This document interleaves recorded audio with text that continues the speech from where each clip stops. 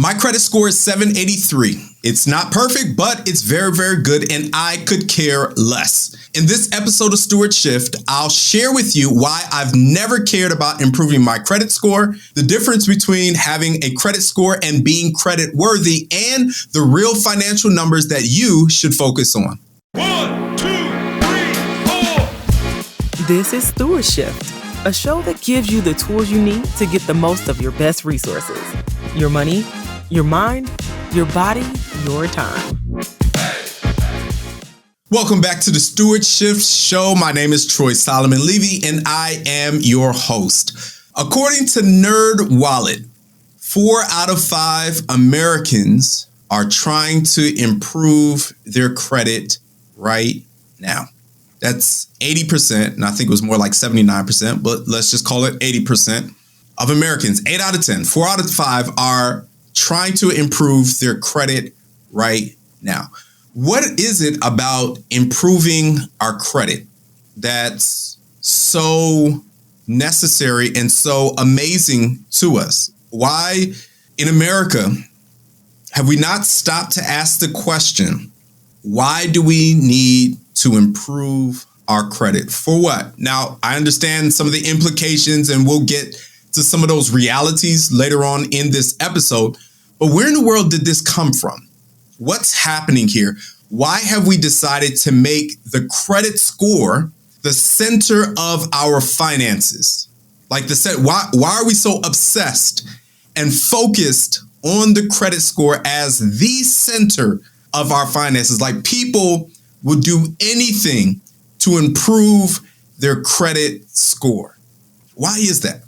Well, we're going to answer a few of these questions and just gain a good understanding of what's going on, what the thinking is behind this, and offer some alternatives if there are any. All right, so let's start with the definition of credit. People are trying to improve their credit or improve their credit score. And if we're going to come to a good understanding of what this is all about, why do people find this to be so necessary? And I'll just kind of give you a heads up.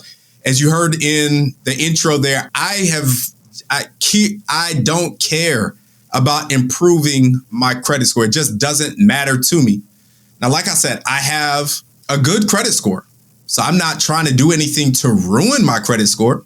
And I'm not saying that the things that contribute to a good credit score are bad things. That's not what I'm saying. I'm just saying, why are we so focused on it? So let's give ourselves a good definition so we can have a common understanding of what it means to actually improve your credit or what this credit score thing is all about. So here's a definition that I found just by Googling of credit.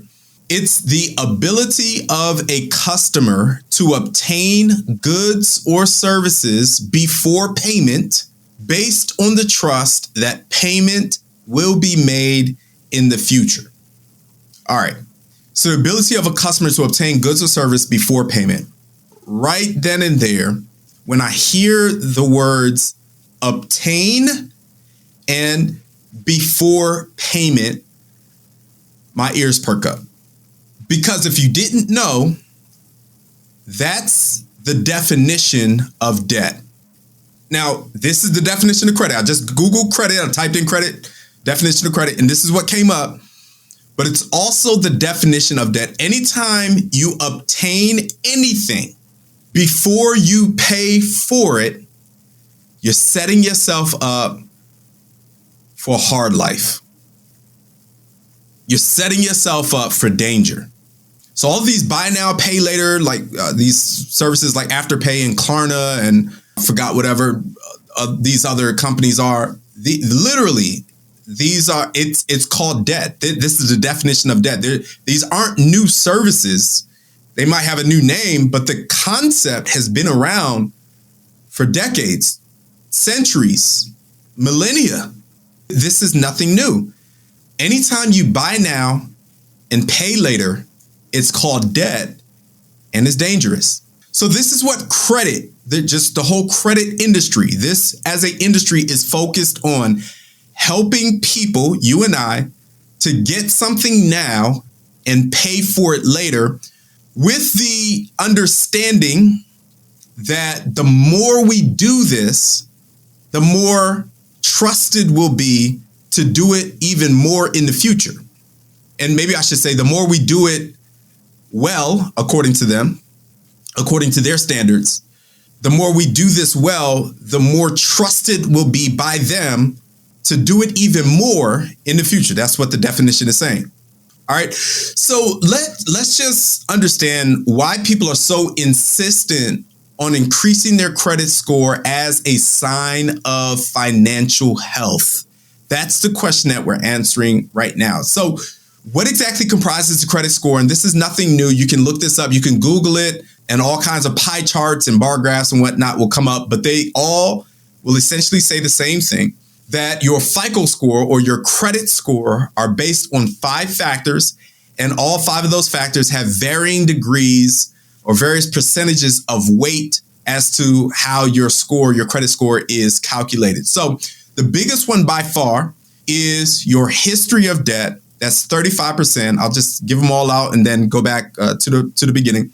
30% of your credit score is based on your levels of debt. 15% of your credit score is based on your length of debt. 10% of your credit score is based on your age of debt. And the last 10% is based on your variety of debt. All right, let's go back to the top. Your history of debt is by far the biggest factor having to do with your credit score, and that's 35%. What your history of debt means is, do you have a history or whatever? What is your history of paying your debts off? Have you paid them all off on time? Have you been late when you've paid? Have you been delinquent? Have you just not paid them off? Have they gone to collections? That kind of history has a very heavy bearing on what your credit score is, your history of debt. Now, 30% of your credit score is based on your levels of debt, meaning how much debt are you carrying? Do you pay off your debt every single month, all of your debt? And that would be more revolving debt. No one pays off, well, very few people, I should say, pay off your housing debt just all in one month. That almost never happens. But how much debt are you carrying from month to month? And let's just talk maybe primarily about revolving debt, consumer debt.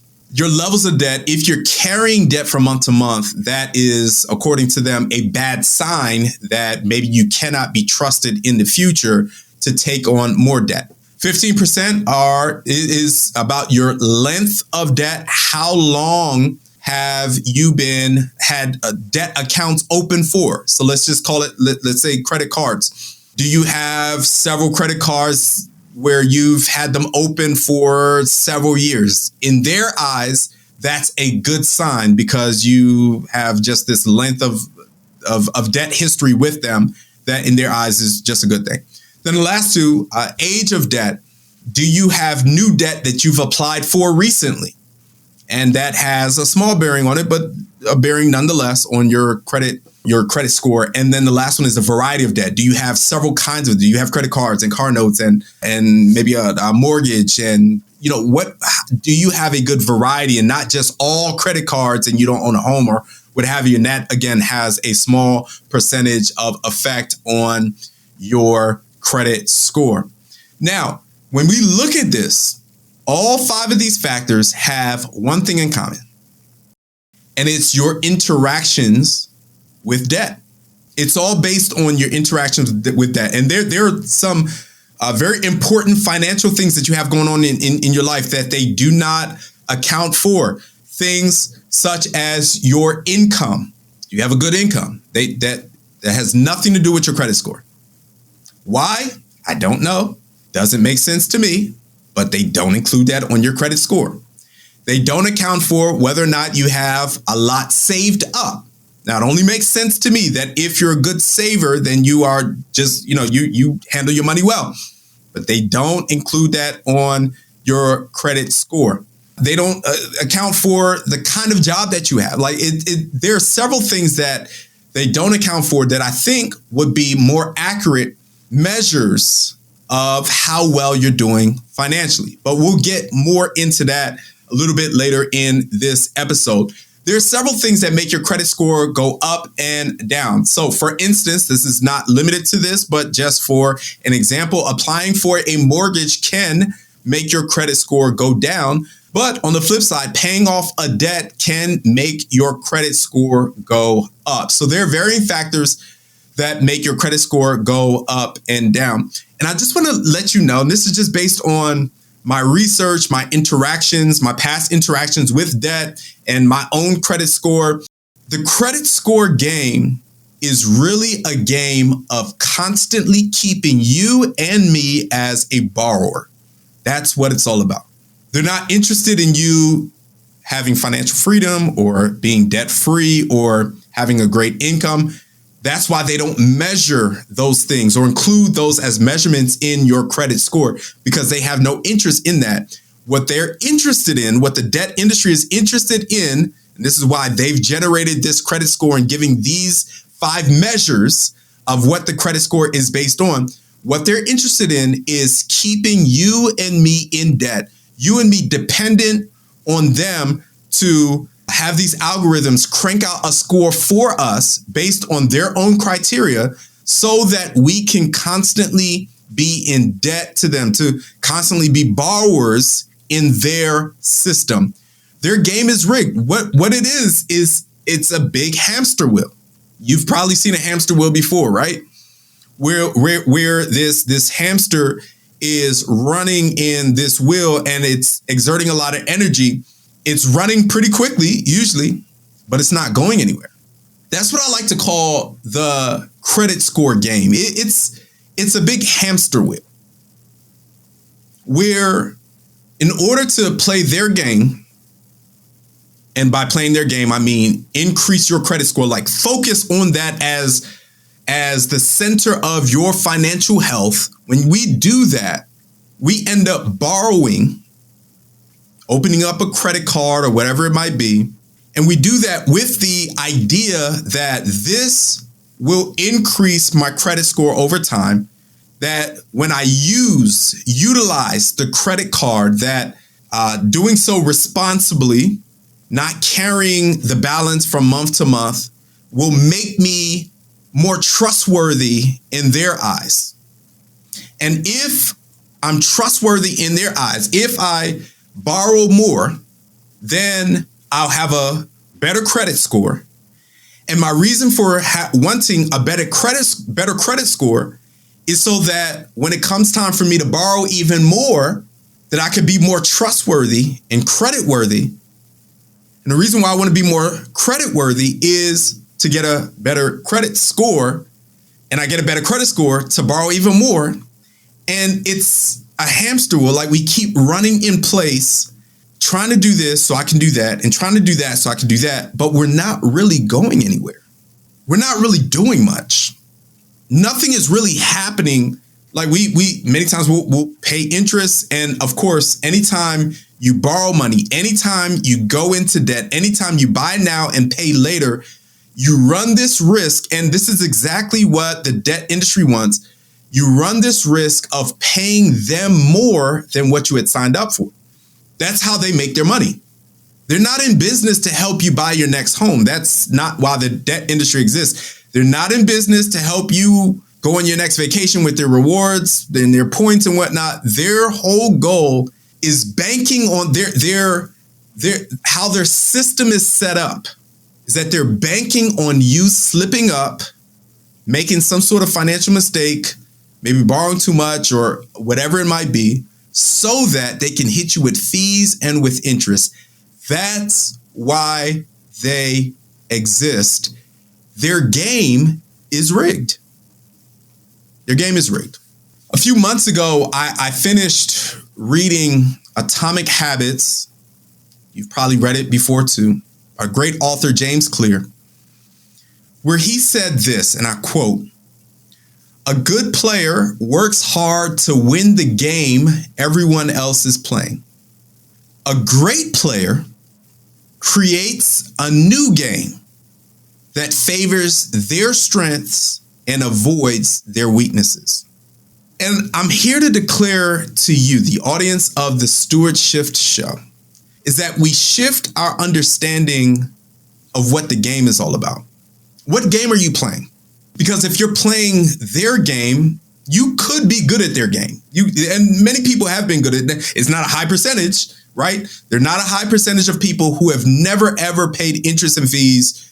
The vast majority of us have been bitten by the game. They've been bitten by a snake that we've continued to play with. We've been burned by a fire that we've played with, and we've been surprised. There's no surprise here. This is what they're all about. They're playing a specific game, and they want us to participate in that game by their rules when the game is already rigged in their favor. So James Clear is suggesting that if we want to be a good player, well, continue to play that game. Try to play it as best you can. But if you want to be great, let's create a new game that caters to our own strengths and avoids our weaknesses. Now, a weakness of human nature, period, is debt. Anytime you get into debt, you're buying now and paying for it later. And anytime we do that, we put ourselves at risk. That's just a human thing. Why continue to play to our weaknesses according to the rules of their game? Why don't we play to our strengths according to the rules of our own game? We've been told for far too long that it's the credit score that wins the game. Oh man, if I could just increase my credit score, then I can do this. If I could just get a better credit score. And we focus so much on increasing our credit score that so many other things are lost in the shuffle when we do that. And I know someone is wondering or thinking in their own minds, look, there's a real world out here. The world operates by credit. You can't do much. You can't buy a home. You can't. And I'm going to kind of give us some tools to defeat that kind of thinking. But let's talk about the reality. Yes, the reality is that many times we are judged based on our credit score. Sometimes when you go to rent an apartment, there's some apartment complexes, some companies that will check your credit score. And if you are not credit worthy enough for their community, for their complex, then you wouldn't be able to rent there. That's the reality. Some places do that. It is a reality that there are some auto insurance companies that will check your credit score. And if your credit score isn't above a certain threshold, that you'll end up paying slightly higher rates. That is a reality. It is a reality that as soon as you go to purchase a home to get pre-qualified for that process, that the very first thing they're going to ask you to do is to check your credit. They're going to check the three numbers. They'll take the middle number as basically the average, if you want to call it that. Whatever that middle number is. Look, I've bought a couple of homes in my lifetime. I know exactly what it is. They're going to check your credit score to see if you're credit worthy. That is the reality. And most times we want to increase our credit score so that we can borrow even more. That's just a reality. And I want to acknowledge that reality, but I also want to acknowledge that checking your credit score is not the only way to see if you're credit worthy. Because the reality is, and I've seen this several times as I've done financial coaching, dealing with various clients, that there are many people who have a high credit score, but because they have high levels of debt, they're not able to purchase a home. Like they've gotten caught up in the game, borrowing more in order to increase their score, not realizing that it's not the credit score that wins the game. And even in their own game, if you have high levels of debt, well, Troy, they told me to take on this debt so I can increase my credit. Yeah, I know, but you are playing according to the rules of their game, not your own. And when we play according to the rules of our own game and not use their money in order to finance our future, but we use our own money, like we spend our own, not getting into debt, you're a lot more likely to be able to purchase a home with an average credit score and no debt than having a high credit score and you have a whole lot of debt. You're a lot more likely to get to qualify for a mortgage. I'm telling you that from experience. So this whole notion of, you can't do anything without the credit score, man, please. Well, what if they don't allow me to rent from that apartment complex? There are plenty of other places that you can pay rent to live. You don't have to rent at that particular place. Well, what if I have to pay higher rates for my insurance? Well, are you going to pay interest and risk yourself for interest and fees in order to pay a slightly lower rate? Well, I just don't find that balance to be a good balance in your favor. That's just where I am. Now, I'm not saying that you need to do things to ruin your credit score. There's some habits that contribute to a good credit score that are just good financial habits. Paying your bills on time is a great financial habit. It happens to also usually raise your credit score some, but it's also just a good financial habit. That's not something that you have to play their game in order to do well. Just pay. If you have rent or you have a mortgage, pay it on time. Pay your electric bill on time. Pay your car insurance on time. Like, these are good financial habits that also happen to be habits that raise your credit score some. So don't stop trying to raise your credit. Like, don't do things to sabotage your credit score.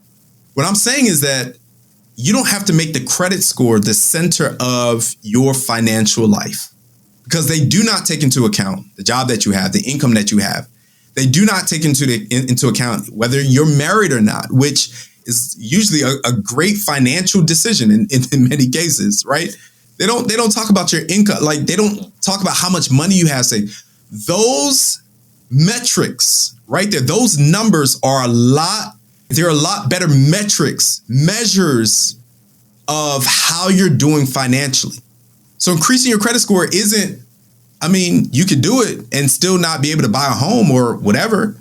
But if you live a life without debt and you have good financial habits, you're not sabotaging the credit score, but you're also not opening up accounts or borrowing even more, raising your credit limits so that you don't have to do all that in order to live a good financial life.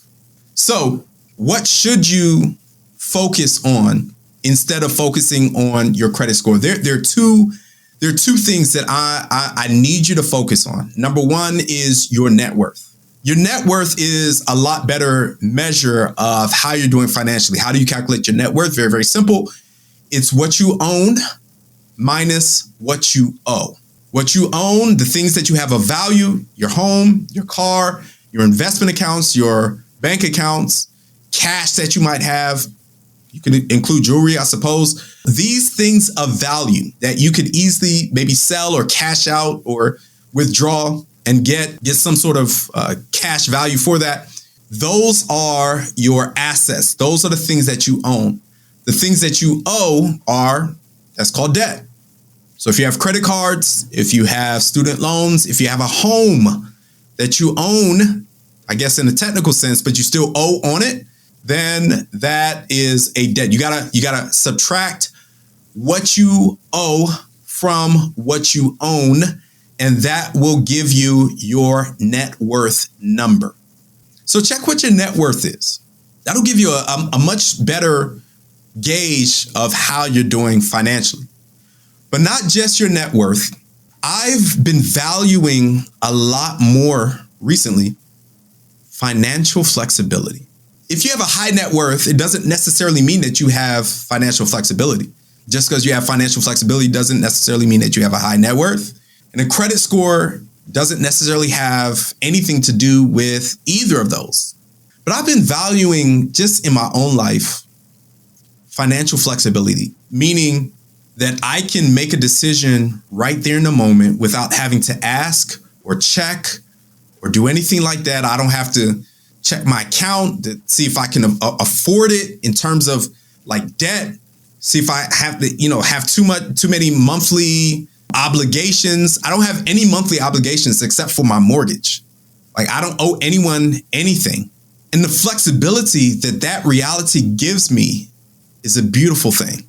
Like, there are very few things that I value more than my own financial flexibility. I can up and go. I can up and make a decision. I can do what I want. That flexibility means so much. And I would much rather you have, number one, a high net worth, notwithstanding the, credit score notwithstanding, and financial flexibility, credit score notwithstanding. Focus on those two things. Those are the the two better measures of how you're doing financially as opposed to your credit score. I love this text, Galatians chapter 5 and verse 1. It says, "It is for freedom that Christ has set us free. Stand firm then, and do not let yourselves be burdened again by a yoke of slavery." God, Jesus, he lived and died so that we can be set free. Let's not get into the yoke of slavery yet again. And by the way, the Bible calls debt slavery. It's a form of slavery. That's Proverbs 22, that the borrower is slave to the lender. We don't have to live that anymore. The financial freedom, the financial flexibility, when we focus on that, when we focus on our net worth, those are the things that give us a better measure, and we do not have to be a slave anymore because Christ has set us free. Now, here's the shift that I need you to make in your own life. I want you to shift your motivation from building your credit score to seeking financial flexibility. Now, if you happen to have a good credit score, I have a good credit score. Cool, fine. I'm not against it. No problem. Sounds good. Great for you. I'm not doing anything to sabotage my credit score, but I'm also not doing anything to pay close attention to help it. I'm not borrowing. So we've got to make and this is going to be a huge shift. This is a big shift. Let's shift our motivation of how we handle our finances from building our credit score to, man, I need financial flexibility.